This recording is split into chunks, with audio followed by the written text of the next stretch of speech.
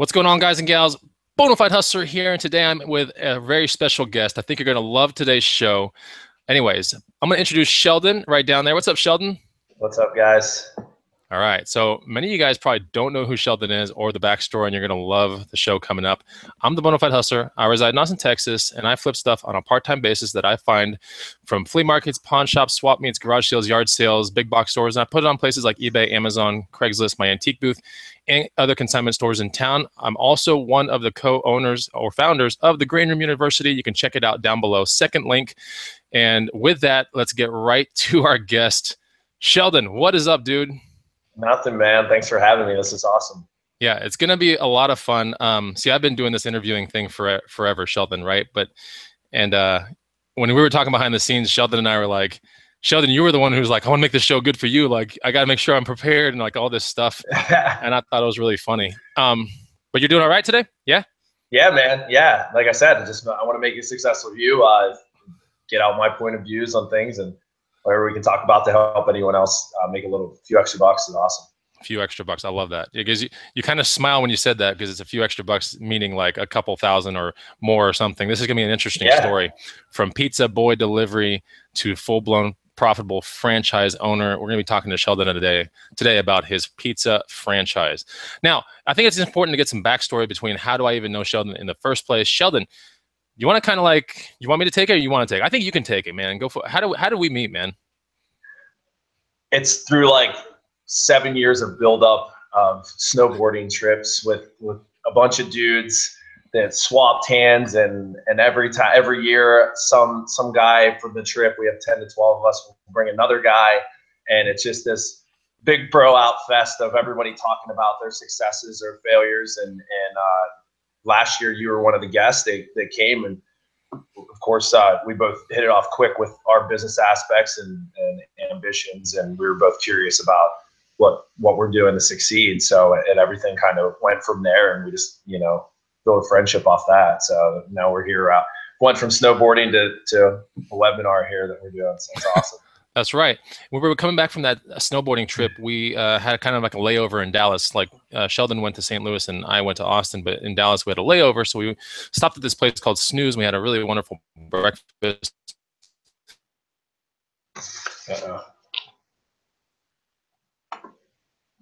like a billion. And I told Sheldon before the show, it might not, it's not about, the show is not telling you like to open up a franchise or not open up, it's not one or the other. It's just to shed light on how someone else out there, an entrepreneur, is making money.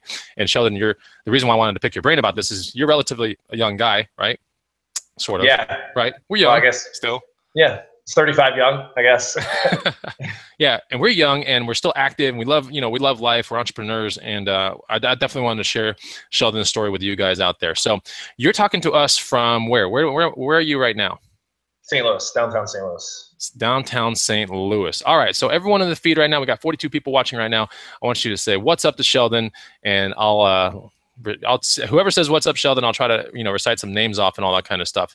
So we're in St. Louis. We met through a snowboarding trip. The funny thing is, BK, there's a guy named Brian that was on the snowboarding trip. I was just out having drinks with my wife, and he was there with his girlfriend, and we were having drinks. And BK looks at me and he goes, and this was way before the snowboarding trip. This is like 2 months before. He goes, we started talking about snowboarding. He's like, you like snowboarding? I was like, yeah, I like snowboarding. He goes, well, we plan a trip every year with a bunch of guys. And we go to usually Breckenridge or something like that. But, if you want to come, it's open and everything. And he was like, there's just these guys are like laptop lifestyle kind of guys. They work remotely. Some own their own businesses. I was like, I'm done. I was like, I'm going. Like, I want to go. If not for the amazing snowboarding, I'm going to meet someone cool. And sure enough, I met Sheldon. We did some amazing snowboarding. And I do have a vlog that's going to come out soon. I'm so behind on my vlogs, Sheldon. I'm sorry. But you're in it. Awesome, man. You got to get that picture in there that I took of you shredding me with snow too, coming down the mountain. Yeah, that one's actually on Instagram with the cuss words and everything. Yeah. So anyway, so everyone's saying what's up, Sheldon? What's up, Adri Molina? We have Steve in the house. We have Justin May saying what's up, Sheldon. Tina saying what's up, Sheldon. Bobby Moons, Ryan Madison, Miners Treasures. A bunch of people saying, what's up, Sheldon? So we're going to get right to the first. This outline is hefty, Sheldon. I think we can blaze through it, right? Yeah, let's do it. Okay, let's do it. So so what started your affinity with the pizza business? My mom actually managed a Pizza Hut when I was a kid. So I guess it's kind of just been in my blood since. What got me into Domino's specifically was the first job I ever had was Pizza Hut. Got fired from it. Fired from Pizza Hut across town from where I ended up buying my first store. But yeah, I went to basic training. I was in the National Guard for 6 years. I went to basic training, came back. A buddy of mine was a delivery driver. This newly built Domino's that happened while I was in basic training. My town didn't even have one until '99. I came back from basic training. I was like, "Hey man, are you making money?" No idea what I wanted to do with my life. And he's like, "Yeah, I make good cash tips." And I was like, "Cool." I put an application in, and I think it was like January 21st, 2000. I started with Domino's. I remember because I came back like the 17th from basic training. So I was like 4 days later, I got right after it. So Domino's with a pizza delivery was just like, yeah, let's get this dude, right? Yeah, I mean, I didn't know what I was doing. My manager at the time was very inexperienced. It was like a new Domino's, so he was super young. I just went in. I think my interview lasted about a minute and a half. Like the guy didn't ask hardly any questions. He's like, "Are you alive? Are you breathing? Like you're tired?" I'm like, "Awesome," like that. That was pretty much the fastest interview I've ever been part of in my life, and honestly, one of the last interviews I've been part of. Okay. Do you think now, in retrospect, back then, did you think Domino's was the best pizza ever? No. I mean, I had it. Honestly, I didn't even eat Domino's until probably 9 months prior to that. They'd opened right before I left for basic training. I tried it once. I just thought it was pizza. There wasn't anything special about it. I'm sure you've seen the commercials. I mean, it was the same thing for me back then. Once I got hired there, I ate it, but it wasn't like I was like blown away by this pizza product that I was having. It was just, it was a place to work, and it's pizza. Okay. So now in pizza rankings, like, I guess, let me think here. What wins on taste? Is it Domino's or is it Papa John's? Like, what do you, I mean, you must know some of this stuff. Like today we do. I mean, it's not even, they've done all the testing and the test markets, and all pizzas were crushing the competition. Like that's the new style pizza that came out in 2009. The pizza I started with probably would have lost to like the Pizza Huts and the Papa John's, and I think it did. It was. So it's come a long way since I started. Okay, maybe it's because you started. Yeah, I wish I could take credit for that. Oh, anyway, okay, so that's how the whole pizza business kind of started. You had some, with your mom and everything. You started first delivering pizzas right out of the Guard, right? Yeah, correct? Yeah. I come back from basic training. It was scheduled to be one of the, my life for the next 6 years was going to be the 1 weekend a month, 2 weeks in the summer for the Guard. So that aspect of my life was kind of consumed in there. But yeah, I started delivering pizzas, and started kind of falling in love with the business and the model of it. And I'm very competitive, so I just started seeing the competitions that were happening within the store with how fast you can make a pizza, who could be the fastest pizza maker, or just the challenge of conquering a dinner rush, and just the business aspect itself. I just started kind of falling in love with it as a driver. Okay. And I can honestly vouch, like the best pizza in this town, at least for a fast pizza, absolutely would be Domino's. I learned it from a neighbor, and there's a certain way he makes it. It's like hand tossed, extra sauced, pepperoni, or the Hawaiian one. But I can vouch that is the best pizza that you will have on a fast pizza basis. Yeah. Easily. Yeah. And I'm not saying we're going to compete with the mom and pops that have their own crazy recipe that you go in, you sit down, you have a beer, and you wait 30 minutes for it. That's a different. That's you're almost apples and oranges. Yeah, you're pizza, but when it comes to, like you said, fast, cheap, we're it. Right. So let me ask the people in the feed here. We have about 55 to 60 people watching right now. What is the best pizza? You can go ahead and call. I want to see 55 responses coming on the. You won't hurt my feelings. Yeah, you won't hurt my feelings. I want to know what's the best pizza. Is it Little Caesars? Is it Papa John's? Is it Pizza Hut? Is it Papa Murphy's? Like, what is it in your neck of the woods, or is it Domino's? Right. I'm very curious.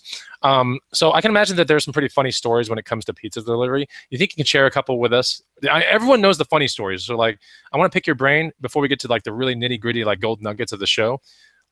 Like, what's a really funny story, or maybe two funny stories?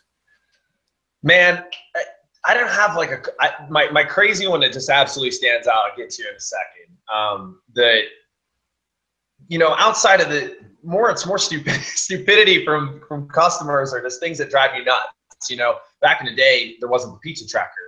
And I was from central Pennsylvania, and we didn't have cell phone service half the place we went to, or we didn't have cell phones. So when you got lost, you had to go somewhere and call or whatever. And so people would order pizza, and then they'd even go to the grocery store like right after, because they thought they had time, and we'd get there faster. Those are like or be in the shower when we got there. That was kind of the annoying things.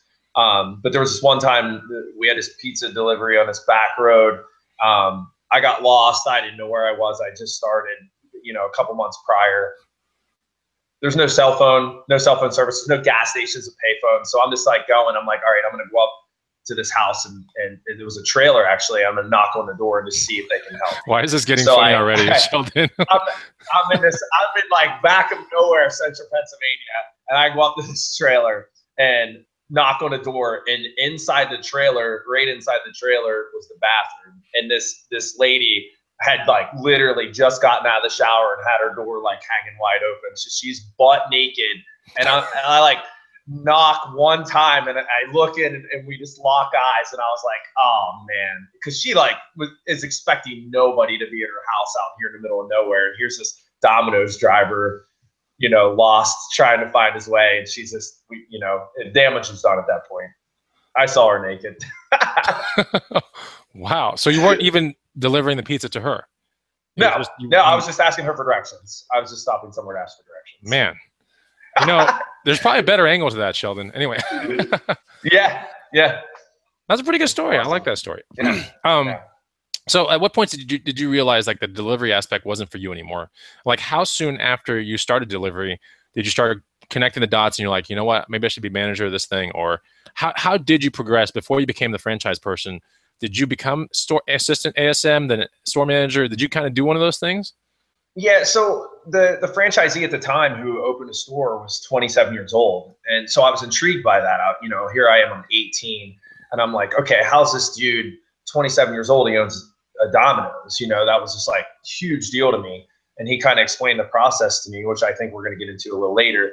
But, and I was just like, literally that moment when he explained it to me, I said, this is what I'm going to do. No matter what it takes, this is what I'm going to do. So I remember from that day forward that everything that I did, that was the deciding factor. Is this step that I'm going to make in my life going to be the step that's going to make me a Domino's franchise? Okay. There was a question, I think, from Ryan Madison in the comments that said, how often do you eat pizza, Sheldon? Well, I'm away from my stores now, but when I get pizza, I do get Domino's.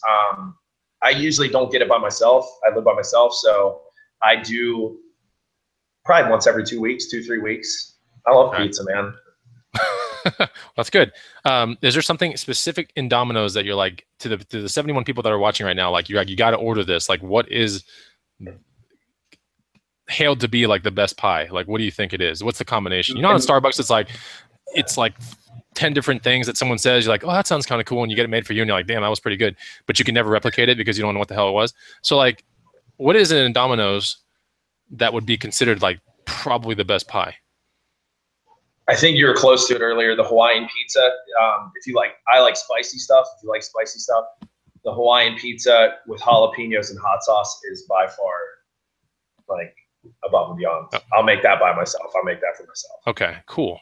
That's interesting. Well, since you own these businesses, you can do whatever you want, right? Yeah. I've done like the shrimp veggie pizzas and stuff like that. Unfortunately, we can't sell that one. But. Pineapple and bacon. Okay, pineapple and bacon with. I'm trying to remember this for real. I'm not trying to like just say it over and over. But pineapple, bacon, jalapenos. What was the other thing? Extra sauce? Ham, pineapple, bacon, jalapenos, roasted red peppers, and hot sauce. Jeez, bro, you're blowing my mind with this. I'm gonna have to try it. Yeah. And you're on your Domino's app right now. You have gluten-free crust too, right? Yeah. Right, so there's really no excuse to people out there like not to have this next pizza. Thanks for the product placement. I know, yeah, product placement all the way. So you naturally progressed to. So let me clarify the story real quick. You went from delivery driver. You talked to this 27-year-old guy, and then did he was he like you have to become a store manager first, or can you go from delivery driver to a franchise owner like right away? So back then, the only way that Domino's offered franchisee to somebody was if you were a general manager of the store for a year. So that was the first step that I had to get to, is how do I become a GM of a store? So the life story kind of segues into, okay, now I need to learn how to become assistant manager or shift manager. So that was the next transition I made, was with that same franchisee, I became a shift manager. At the time, my roommate was the general manager, and he was trying to open his own Domino's too. So he had just started his year. So I was like, well, I don't want to wait around for a whole year for my opportunity to become a GM. So that's when I kind of went on the prowl, looking around. I went on monster.com, found another Domino's franchisee that was 3 hours away toward Philly. Got in touch with the supervisor I'm good friends with now. He hired me. They had 14 stores, so there was more opportunity for me to get that GM position. So I moved away from all my friends, all my family, 3 hours away when I was 19 to try to pursue being a GM for this different franchisee. Man, these pizza dreams like are just making you move cities, man. It's crazy, man. Oh man, I could give a faster version, but it went from there. I didn't get a GM position. I was next in line for a while. The original franchisee, this is going to be hard to follow, and I apologize if I get crazy with this. The original franchisee decided to open a second store 8 months after I moved to the 14 stores, and called me and asked me if I wanted to be the GM of it. So I moved 3 hours again in another direction. So all the friends I just made, I had to like start all over again. Oh, man. So I guess the moral of the story, like the sacrifice was there for sure, especially in the early parts of it. I mean, it was just a lot of making new friends, starting over, building up another store, like fixing problems at another store. It was crazy, but I finally did that third move, get my GM to be able to be a GM. Okay. So, and that's probably good for you to be exposed to two different markets too, right? Like fix some other problems, right? Yeah, unreal. So I went from working for one franchisee who had been taught certain ways to working for a completely different company and seeing how 14 stores ran versus one store, and how there was more structure to that versus one store. And then going from 14 to a 2-store franchise to see how he was kind of running it, and then, going from there. So yeah, I mean, for my career purposes, it was an awesome experience to learn from all those experiences. Yeah, we got Dead Motaz in the feed says great green room hangout tonight, dude. You're killing it. Watch you get all nervous now and the show just go downhill. No, I'm just kidding. But no way, man. Sheldon doesn't go downhill, man. Sheldon only goes uphill. You know what I do in my other profession? We'll get into. Oh later. Yeah. Hey, you can guess right now what his other profession is, his passion, not his true passion, because clearly his pizza is definitely one of his passions, but another true passion of Sheldon's. Take a guess what it is. I'm going to read some of these guesses out to you, Sheldon, okay? Is that okay with you? You can take it, right? Yeah. So judging from what you see now on the screen, like what is his second profession? And if you know it, because I see some of you are like, I don't know if they're employees or friends of yours. I see some people in the feed here that are affiliated with you, and they're going to know. That's awesome. So I'm going to read one of their comments right now. It says, Sheldon is an amazing owner. This is Jonathan. Do you know Jonathan? Yeah. Okay. So the shirt that I took a picture with, the dude who started his clothing line, I'm assuming. Oh, cool. Him. Oh, yeah. Man. Good luck with your clothing line. What's up, Jonathan? Yeah, man. And this guy has a lot of videos that will help you with that clothing line, Jonathan. So you need to there are a lot of stuff out there. We'll talk about that another time. Cool. So here they're starting to come through. Some of his passions are. Here's some guesses. Are you ready, Sheldon? Can you handle this? Let's do it. Let's do it, man. I knew this was going to come in. I knew this one was going to come. All right. So there's so many. All right. All right. He's in a band, is what Art Z said. Modeling is what Cherie Harrison said. Snowboarding instructor. Cherie, thanks. Ballerina, Ryan Madison said that. Woodworking, Joe Schmo. Car sales, Debbie Porter said that. Clearing clutter for clarity says skateboarder. Okay. College Picker, who's my business associate or my business partner, is saying personal trainer. It's a pretty good one because you do like working out. Yeah. Marvin the Magician or Magi is saying dancer. Ooh. We got baker, day trader, teacher. Yeah. So this guy. That's awesome, man. I appreciate all the feedback, guys. And you guys listen in. That's awesome that everyone's giving the feedback. Yeah, So do we get tarot the answer reader. now? Here's another one. Tarot reader. The Tony L is saying this guy is an entrepreneur extraordinaire. BMX rider. Nice. So many funny ones coming through. Nice. Okay, so you're gonna a coach is what someone else is saying. All right, so lots of good guesses. Man. Lots of good guesses. And that so coach, that's a great one because that's I mean that's what I consider myself, and I make my management team call themselves. I don't want them to call themselves managers. I make them call themselves coaches because at the end of the day they're leading people. So it just kind of creates a different mindset in that aspect. So. Yep. Neurosurgeon and bartender. Those are two that just came through. Okay. Nice. So was it scary and okay, so was it scary and where was the first big hiccup for you in regards to getting your first franchise location? So let's take it to the very beginning. Your first franchise location, right? If I see the backstory behind this is like you almost not inherited it, but you took over something. So the first guy that I worked for who kind of inspired me to become a franchisee, I kind of missed a step when I came back to manage a second store. The first one that I got to manage, I only got 8 months into it and got deployed for a year overseas to Kosovo for the National Guard. So here I never thought I would get deployed. And so I finally got my store and I'm 8 months in and boom, we're leaving in 2 weeks. It was crazy. So I ended up having to leave for a year. And when I came back from Kosovo, I went back to the 14 store franchise and worked for them. Because my buddy had taken over that store. Long story, I didn't want to take the position back from him, so there was a position open.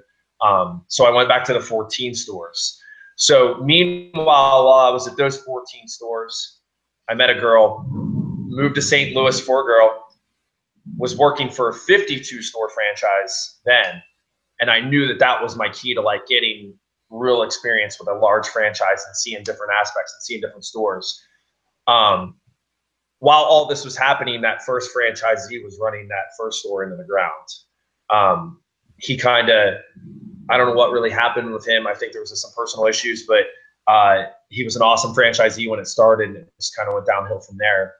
So I was actually married at the time. I was on the way back from my honeymoon, and I landed in Atlanta on a layover and had like 6 voicemails from friends and family saying that the first store that I bought was for sale. It into the ground. And I went back and took it over until the sale was complete. So that was kind of the process leading up to that, was getting the financing because the store wasn't making money. It wasn't profitable at all, and the banks weren't lending against it. So it was just a long process. So while that process was happening, I took over the store and was running it to make sure that it didn't close or go under. So I mean, it was borderline closing. Okay, so that was definitely scary, right? If I'm hearing you correct, that was not. It was fun, but it was scary. But you knew what to do, right? Yeah, I mean, I remember having multiple conversations with the owner and his wife, like, is this store going to make money? Or when I get this, what do you think it can make? Because I was nervous, man. I mean, when you're opening your first business that is a failing business, I knew the potential because I was from there. It was my hometown. It's where I started.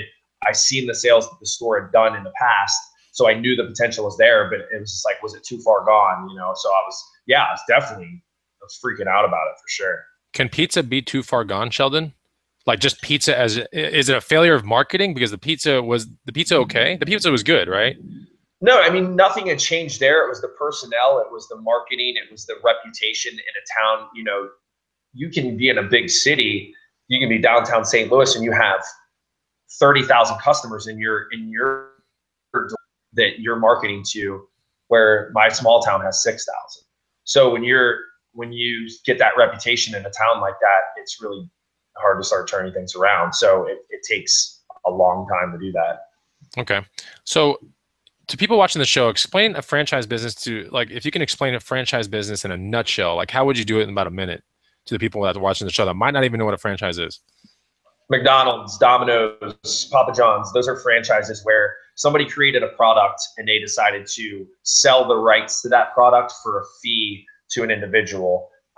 Whether there's a initial startup cost, and that is all that there is to basically join that, quote unquote, join that company, or there's an ongoing royalty fee. Domino's is a royalty fee based company where we pay a percentage of the sales that we do every week to Domino's. So that the difference between a franchise and a non-franchise, if I open just Sheldon Pizza, I don't have to pay those royalty fees, but the risk, in opening Sheldon Pizza versus Domino's Pizza, I think it's kind of self-explanatory. Right. So if you go under Domino's Pizza, it's like you get the branding, you get like all kinds of things. You get a lot of help. Like they want to see you succeed, right? Yeah, and I'm not going to say that they absolutely help you get set up and do all the things that are required for everyday operation standpoint, but the sauce is, you're getting a recipe that's done. So if I'm starting Sheldon Pizza, I have to develop a dough recipe. I have to develop a sauce recipe. I have to find vendors. That's already all in place with Domino's. You're getting everything set up. So there's pluses and minuses. I'm paying 11.5% of my sales and royalties and advertising to Domino's Pizza, but I'm getting all the conveniences of not having to worry about what new products I'm coming out with or what we're doing. They're handling all that. Okay, cool. There's a trust involved in that too. Right.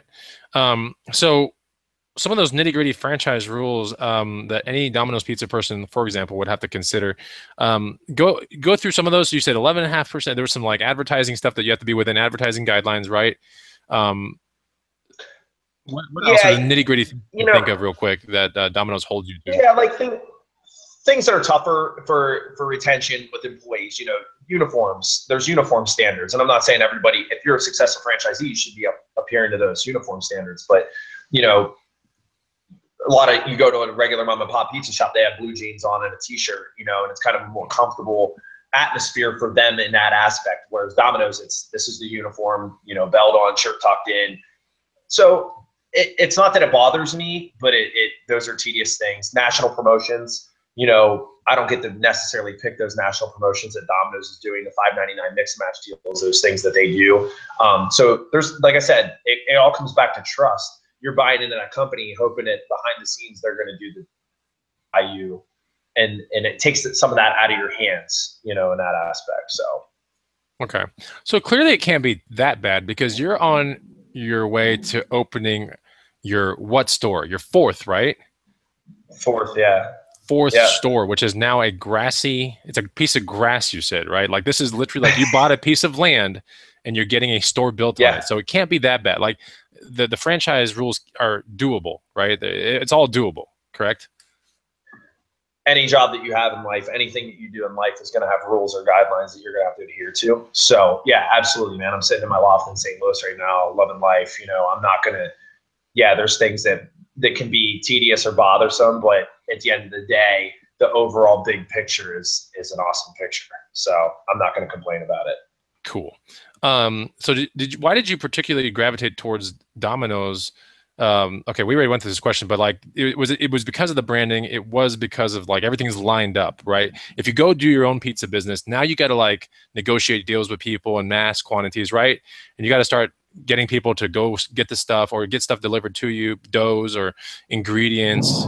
I mean, it's a lot of inventory management, correct? Right. Yeah. And I mean, there's a lot of pride that goes into that.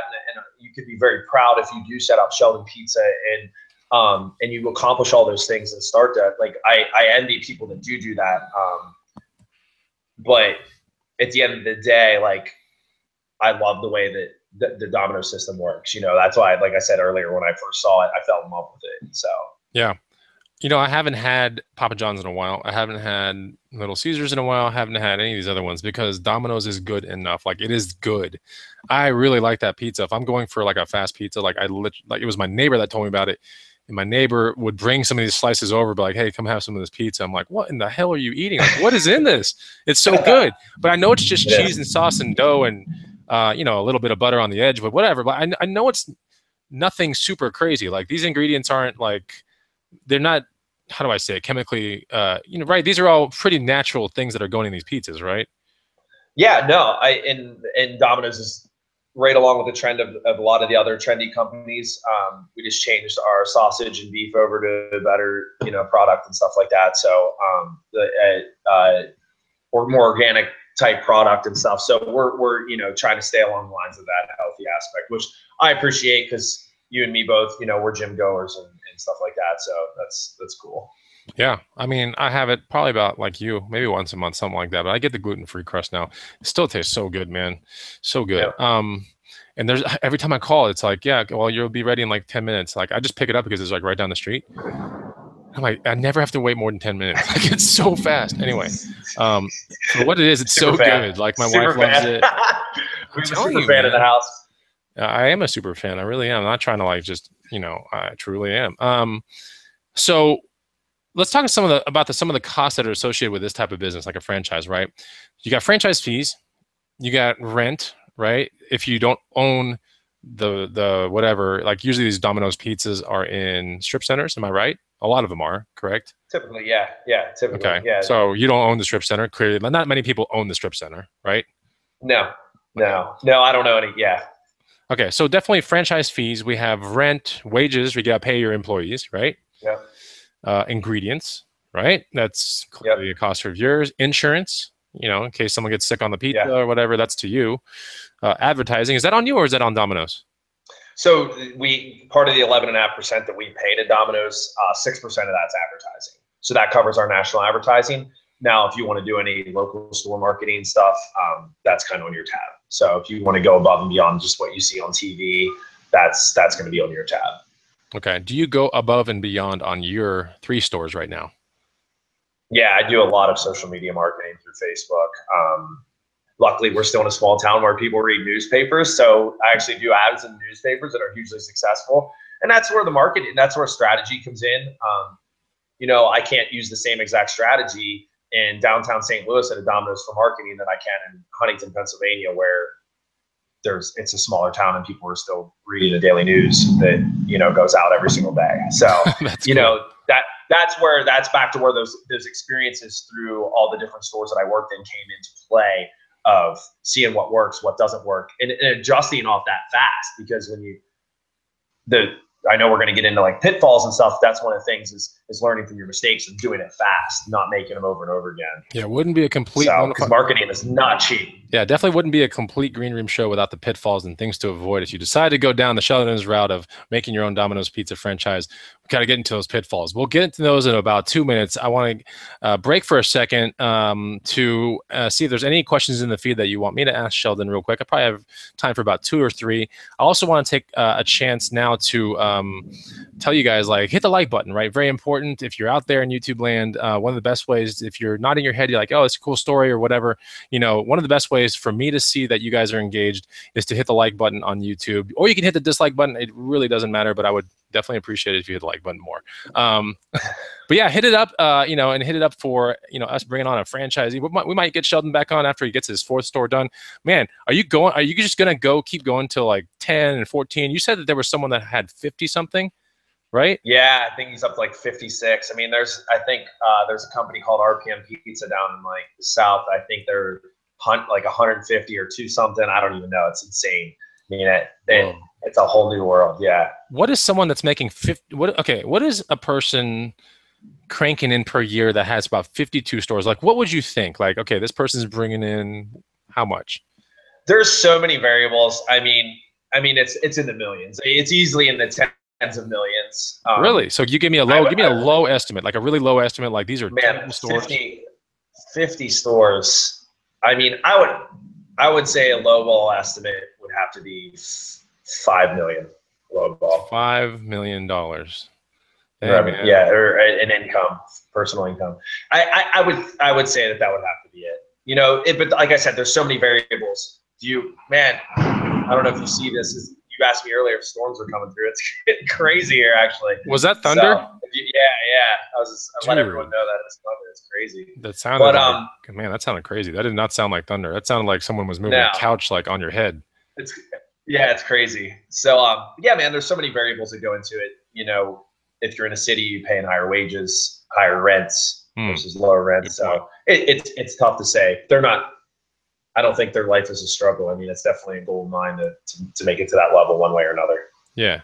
Well, this is not a question that's on the thing on the outline here, but do you find yourself investing less time as your franchise opportunities grow with Domino's? Are you finding yourself like, okay, I'm not doing 80-hour weeks anymore. Like I'm doing 40 and then maybe 35, Oh yeah, right? yeah, man. I mean, as it continues to grow, you learn how to delegate. You learn from your mistakes. You learn what you did, how this process worked better last time. So when you build this one, it makes it go better this time to save you hours and hair on your head. And it gets easier every time, I think. And then the most important thing is finding people to surround yourself that have the same vision that you do. And I'm fortunate enough that I have those people and they buy into my vision and goals. So that makes it a lot easier for sure. Okay. Let's ready. You ready for some rapid fire questions from the feed? Yeah. Are you sure? Away. You're not scared? You got it? No. I got it's like hard to phase you, dude. I'm gonna figure out a way to do it, but I can't phase you, dude. I can't figure it out. Yeah, you got to find something I'm not comfortable in. I love I'm gonna business. call in a pizza complaint. That's what I'm gonna phase you, man. I love. I got that too. I'll make you the #1 customer. I'll be so awesome to you if you. Let's go to that real quick before I get to these questions. Like, someone calls in and they don't like their pizza. What do you train your people to do in that situation? Like, this is a great question, man, because there's so many people that don't know how to handle this. Whether your listeners are whatever they're going to do, and if they're watching this, they're interested in some sort of business or doing something for themselves. And your customers are #1, your reputation is #1, and so many people want to fight that over a $3 T-shirt or a $4 pizza or whatever it costs us to make a specific pizza.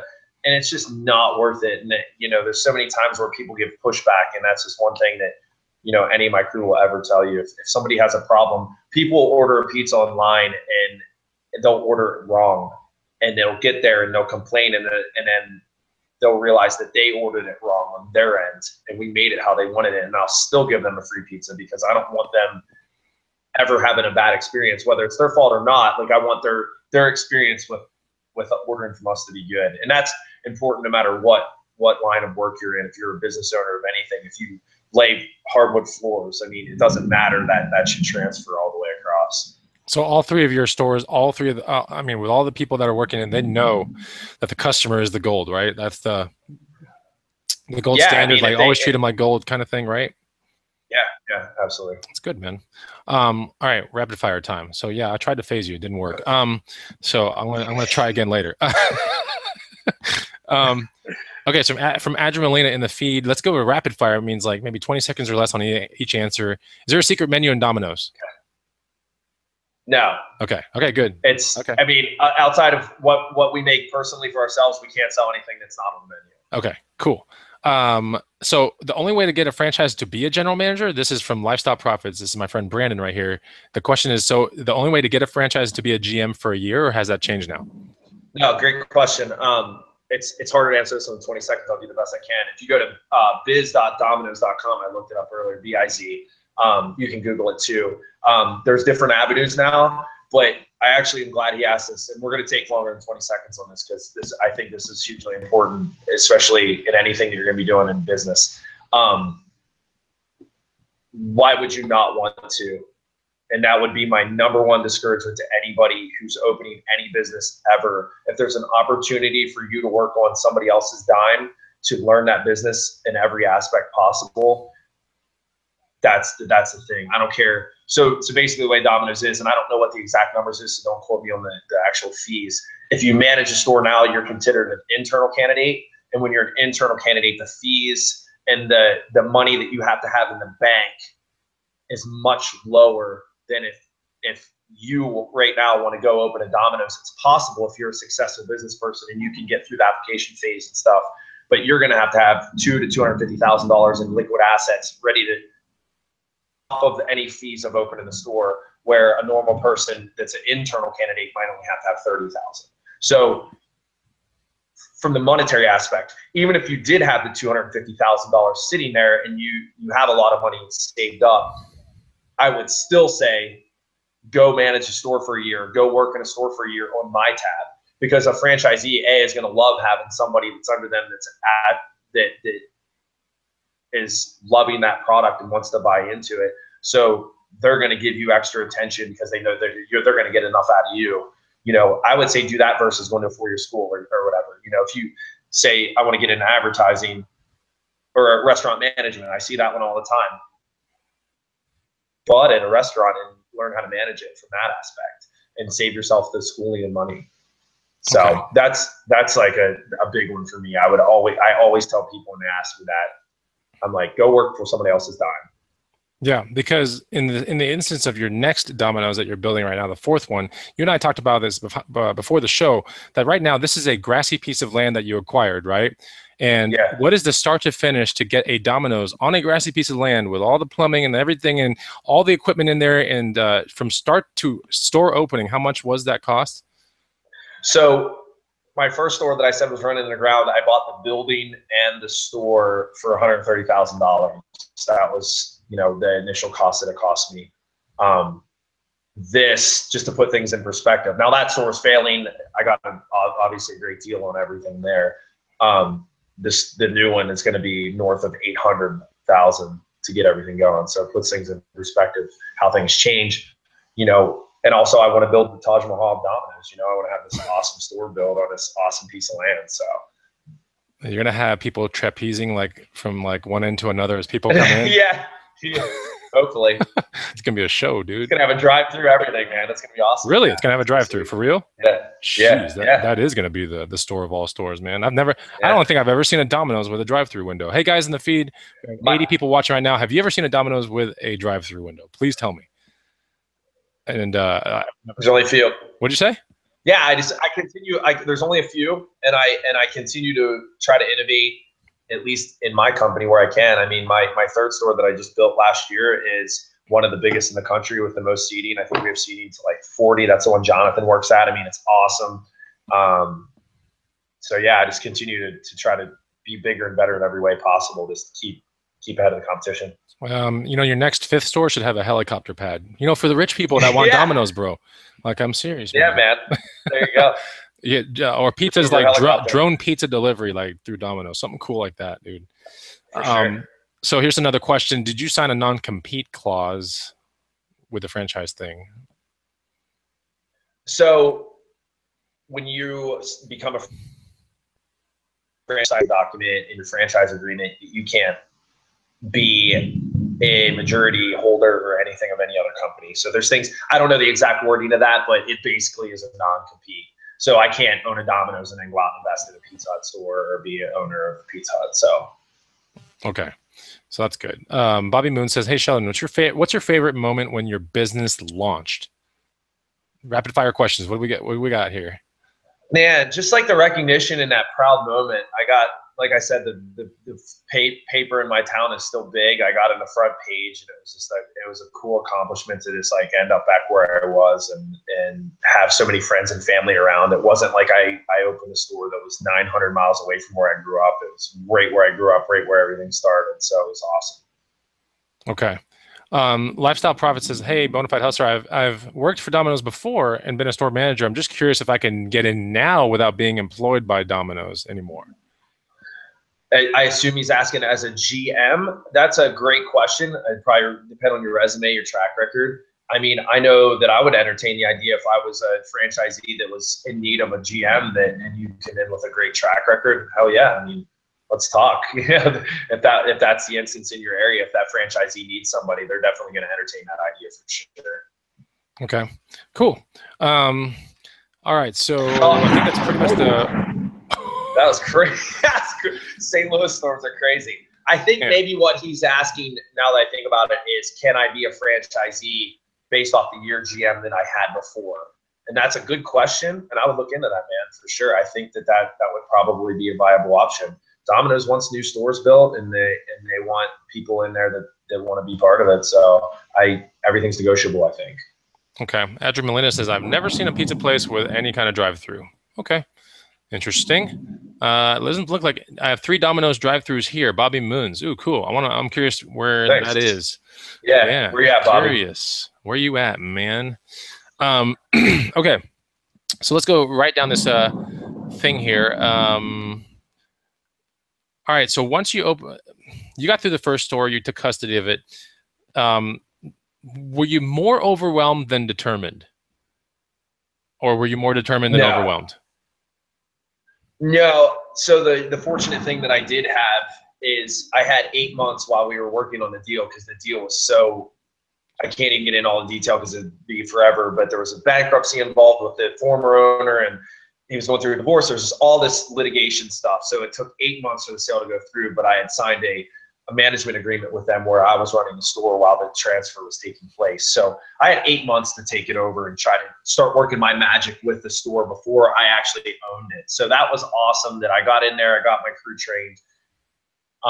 So there was definitely a lot of feeling of overwhelmingness, because once I took it over, because the loan payments were now mine and those things were mine, but I quickly realized that it was going to profit and be the best decision I ever made in my life, like hands down. So. Okay. When you when you took custody of the first store, about how many hours were you working just to get it profitable? So when I actually bought it, it was pretty profitable right out of the gate. Just because I was working, I was GMing the store myself, so I was running the store myself. So, so you took a failing store and like it was already making money the second you kind of walked into it and started doing some things? Yeah, because I think the owners, there were some things going over where they were skimming some money. I just think there was just a lot of issues going, even while I was running it. Even though I had a management agreement with them, like there were still things that were happening out of my control. So, and plus, I went from making $45,000 a year, so that was my baseline. All I need to do, if I can just make this, my lifestyle doesn't have to change, and I'm working for myself, which is 10 times better. So I always went into everything with, I only need to make this. I wasn't like going out and planning on buying some awesome car day one or something like that. I just wanted to continue the lifestyle I had while being my own boss. Okay. And was that usually 60 hours a week on the first, when you're getting it profitable, or Sorry, yeah, I didn't answer. Yeah, I was there all day, every day, the first few months, for sure. And then you start to be able to trust people and delegate, and it slowly weans down. Okay, cool. What about the second store and the third store? Like, how long did it take for those to get profitable? So every store I've opened since then has been profitable since day one, which is awesome. Wow. And that I think that's typically the case across the board with Domino's for the most part. If you make the right decision, put it in the right place, and have the right people. Second store definitely was the hardest store that I opened, for sure. I don't know if you want to get into that now, but they're as far as profit level, they were both profitable pretty much right out of the gate. Okay, cool. Which is your most profitable store out of the three right now? The first, the second, or the third? First and third are pretty close. Okay, cool. And then this fourth one's going to crush, right? I hope so. You heard what it's going to cost to build. I hope so. I know, man. Oh, I saw. See, you and I are friends on Facebook, and I saw just was it today or yesterday, right? There was a CAD draw or mock-up drawing of your store, like in this random field. And I was like, sweet. Yeah. They made it so real, man. That was the first time I saw it. I had to like put it up and just letting everyone share it. It was just like awesome. It makes it real, for sure. Yeah, yeah. Because he said it makes it real because it's not real right now. Like you said it's a field. It's literally a field, right? It's literally 1.5 acre piece of grass right now. So, yeah. It's so cool when you get to see kind of like what it will look like. Like when I was making my first private label product, when I started to see just a piece of it, like even a rendition or something, like I was like, wow, like that's incredible. And then there's still a bunch of stuff to go through before you get to the doors opening, or before I get to sell my first product. But it's cool to see at least the first thing, right? What it could be, right? Right. Yeah.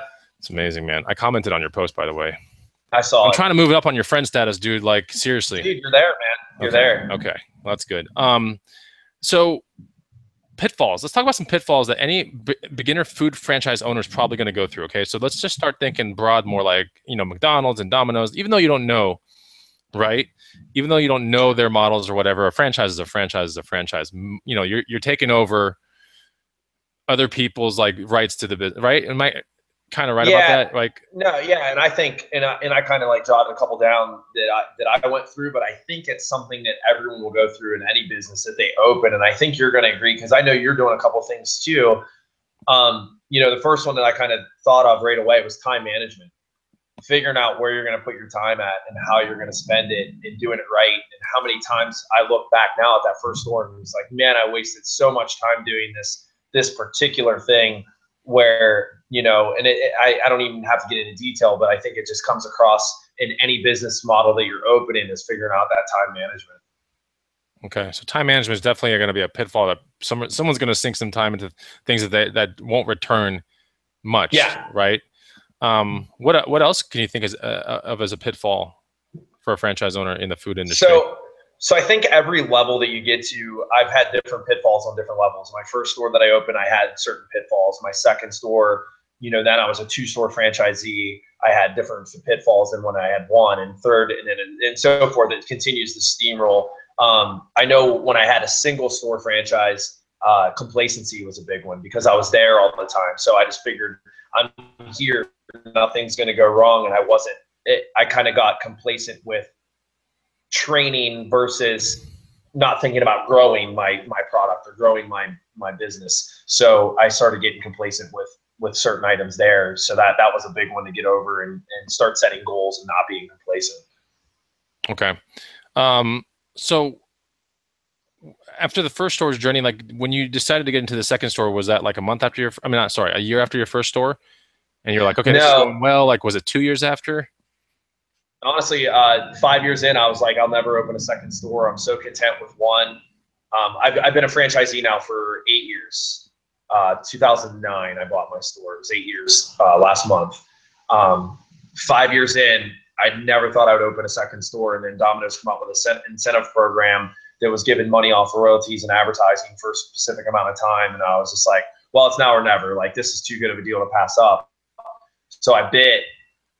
And then I was just like, then an opportunity come up where the third one was there. And Domino's, we reached a multi-store build agreement where I was getting this incentive. So that's where the fourth one came in. So that's kind of how it all went in, but it's been 2 and 3 years now. So it's going to be 3 and 4 years that I'll build. So I went from not even wanting to now I'll have four in less than 3 years after I said I don't want to. Cool. So, the fourth one, is it in a much bigger city or is it in a small town? Small towns. Yeah. Okay, so you're going for small town. I don't want to give out too many hints because I can't. Jesus. You hear that? I did. I might not want to sit next to the window too much and get zapped here. It's crazy. Okay. But no, it's another small town. I can't give out too many hints because it's not fully released on where it's going to be. But yeah, so. Okay, cool. In retrospect, now that you are a full-blown, franchisee owner versus when you were a beginner, what's like the number one thing that you've realized? Whoa. Is that on there, man? You didn't give me prepared. No, not really, but I kind of tweaked this one. I'm sorry, man. I had to tweak it. No. See, I got you, dude. I got you, dude. I finally phased you. I got you, man. The biggest thing I realized, man, I don't know, man. There's so much that's come to realization. I've come so far that I've just realized so much, and every day it's something new. I think I'm at the point now. I don't know if it's a realization. I don't know if you classify it as that. Like, I love things like this or having these conversations with my employees, and I just want to give someone else that same opportunity that I had. Like, I grew up, my family, they're listening or whatever. Like, we didn't have anything. My parents worked in a factory from start to finish. There's still some of them. So it's just it's cool to be in this position where I'm able to do fundraisers and help the community, or these stores that I'm building now aren't even really for me. I have great employees that deserve better. So at this point, it's becoming about, helping them achieve their goals. I've achieved mine.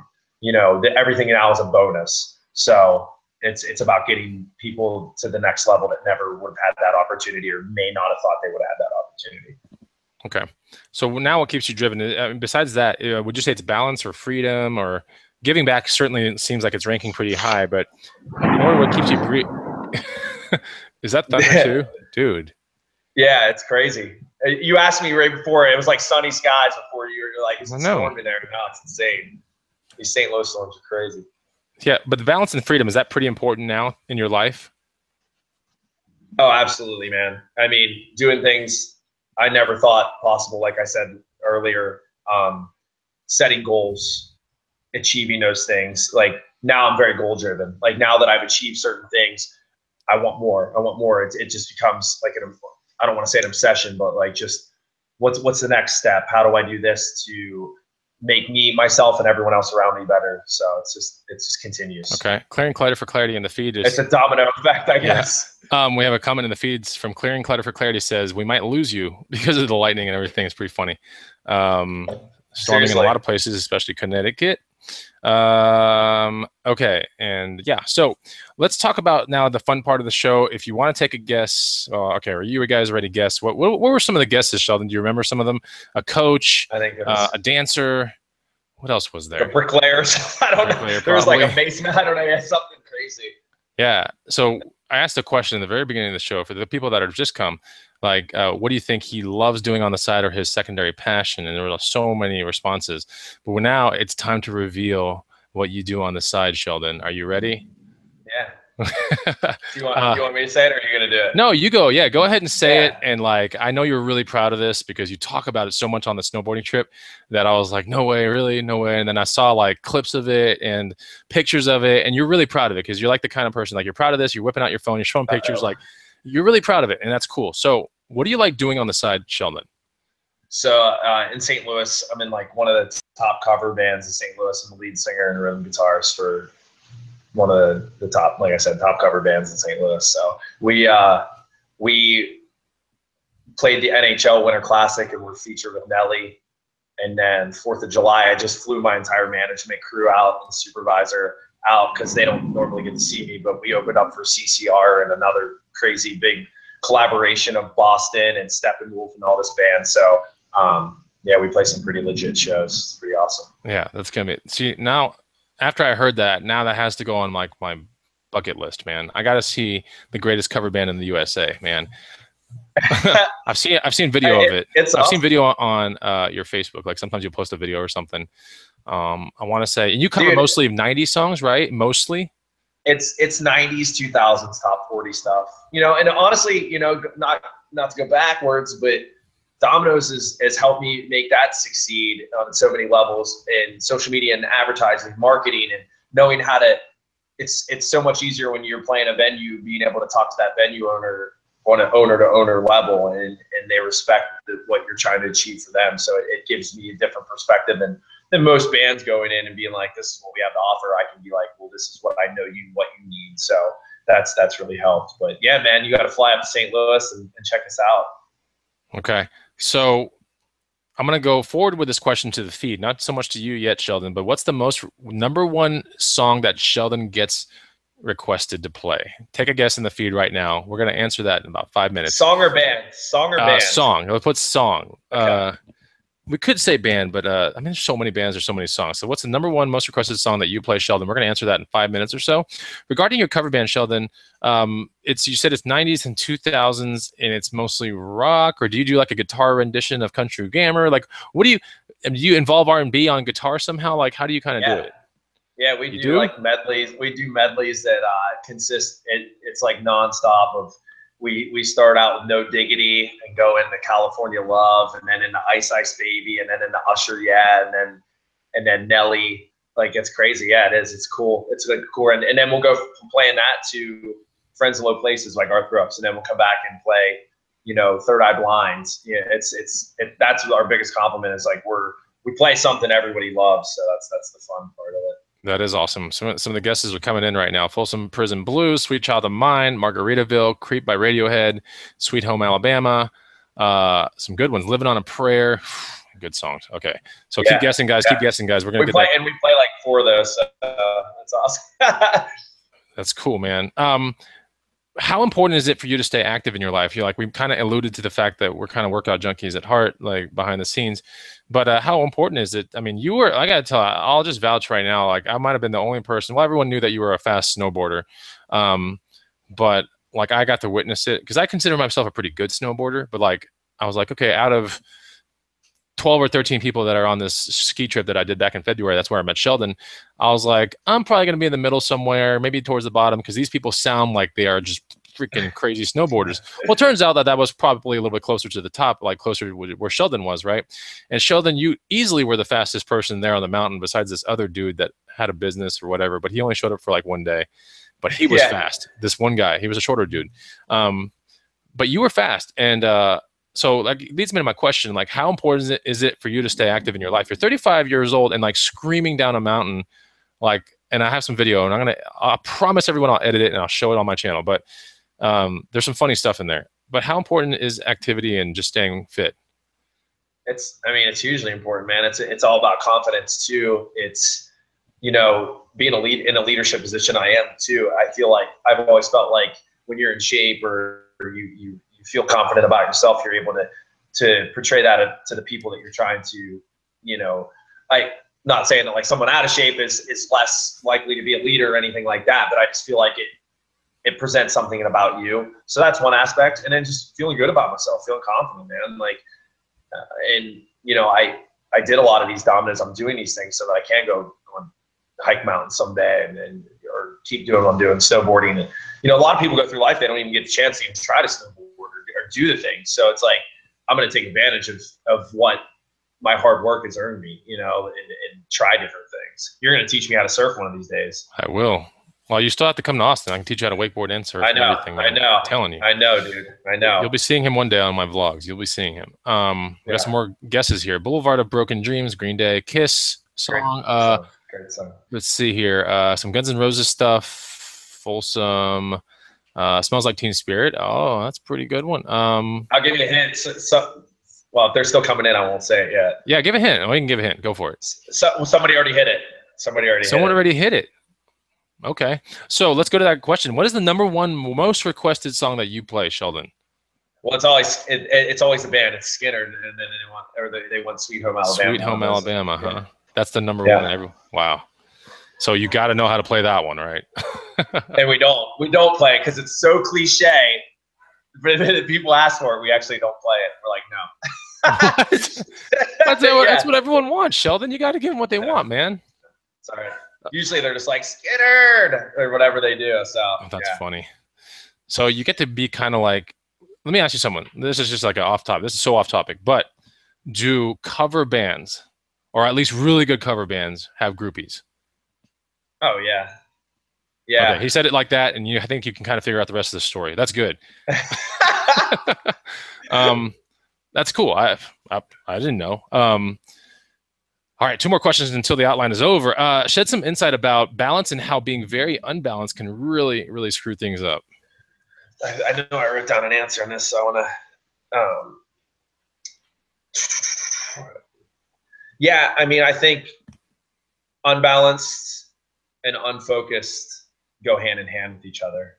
I think when your life's unbalanced, you lose focus of what you're trying to do. So I think when my life is the most balanced is when I'm the most focused on what I'm trying to accomplish and my goals are coming true. So it's important for me to stay on both of those, stay focused, most importantly, to keep that balance. You know, everybody's guilty of it. You know, I bust my ass work, man. Like every time I open a store, it's 5 months of 90-hour weeks. And if Jonathan's still in there, he'll vouch for it, man. This third store, I was there for 5 months working 90-hour weeks, painting, doing this, doing that. But then I get my summer now, you know, and I laxed off last month. And, you know, as soon as that happens, things start to kind of unravel a little and become unbalanced. So, shifted back, got my chalkboard wall over here with my goals written on it, gets me back focused, and everything finds its balance again. Okay. And this is one of the last questions, but who are your business idols? Would it be like Gary Vee or Drucker or who are the people that you kind of look up to, or maybe you have them playing on a podcast in the background while you drive around? Like, yeah, Gary Vaynerchuk is definitely the dude that when I was going from St. Louis to Pennsylvania, opening his third store, I mean, I listened to freaking 100 hours of his podcast. And, you know, if Mark Cuban had one, I think I'd probably be on that. They're real. Their success stories, they seem like cool dudes that are just real dudes that, you know, Mark Cuban owns a freaking everything in the world, and he's on a basketball court with a white t-shirt on, you know, and basketball shorts. It's awesome. So it's cool. That's more my lifestyle is be successful, but have fun doing it. Okay. So, you know, it's a proud moment. I'll tell you why, Sheldon, because usually we don't get through outlines, right? Like on the Green Room Hangout, it like sometimes goes astray, or we But I followed the outline on this one because I thought it was going to be a really good way to kind of break people into like the whole franchise business thing and what does it take to successfully run a franchise? How can you get into a franchise? Not necessarily be building one from ground up. Can you inherit one? You know, like do you have to become a GM or not? And then, you know, the kind of like the hourly commitment and the cash requirements to get into one of these kind of things. And I wanted to make sure that we touched on those within the show. Sheldon, I think you've been a terrific, terrific guest, but I want to let the feed tell the story here. So I'm going to hang around for like 2 more minutes and we'll see what you guys thought of Sheldon. So put it into the feed right now. And I'm going to read Sheldon a couple of responses that I see. Maybe we can phase him when we can't, or if he did a good job, let Sheldon know. Be nice. So, yeah. And you are now living in St. Louis. You have a loft and like you're going to Cardinals game, right? Am I right? You're going to all kinds of baseball games now and you're trying to, your balance is, I would say, certainly back. You're doing things that you really love to do, right? Yeah, this is the start of my vacation. I'm leaving from Vegas tomorrow morning, so this is a cool way to start it. Chatting up with you, and yeah, man. Next step is real estate, and just keep going with that. I think, and coinciding with dominoes. So, and most importantly, having fun. Ryan Madison says, please never have Sheldon on again. Just kidding. He was awesome. Great show from Helen. Steve says, awesome. Miners Treasures. Awesome. Sheldon, you did well. Bobby Moons. We have great job from Jennifer. Henry S. had some crazy value on this show. Wonderful show from Rhiannon. Thriller Gorilla Picker says, hey, great guy, down to earth. Miners Treasures. Great story. Awesome job. Open 10 more dominoes, please. Yes. Yeah, dude. When's it gonna? Now that you've opened up your second and third, like, what is the future just so bright? And you're kind of like, I'll open up a fourth or a fifth or a sixth or seventh when I see more incentives.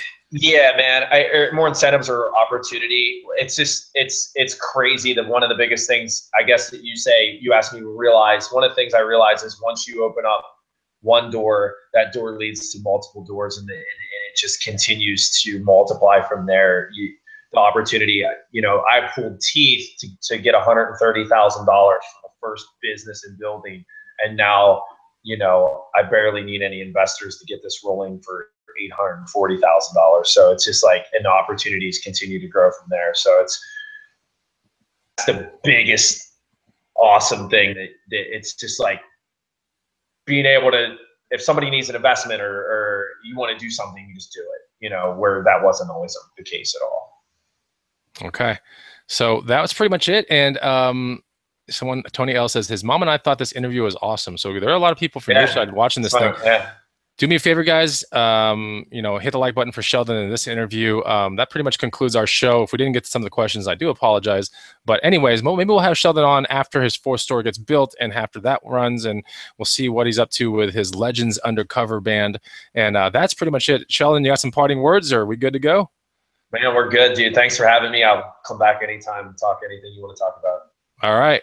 So that is it, man. That does the Green Room Hangout. Tune in next week for Rake and Profits channel, and he'll have another stellar guest. Till then, thanks a lot. Hit the like button. I'll see you guys later. Bye-bye.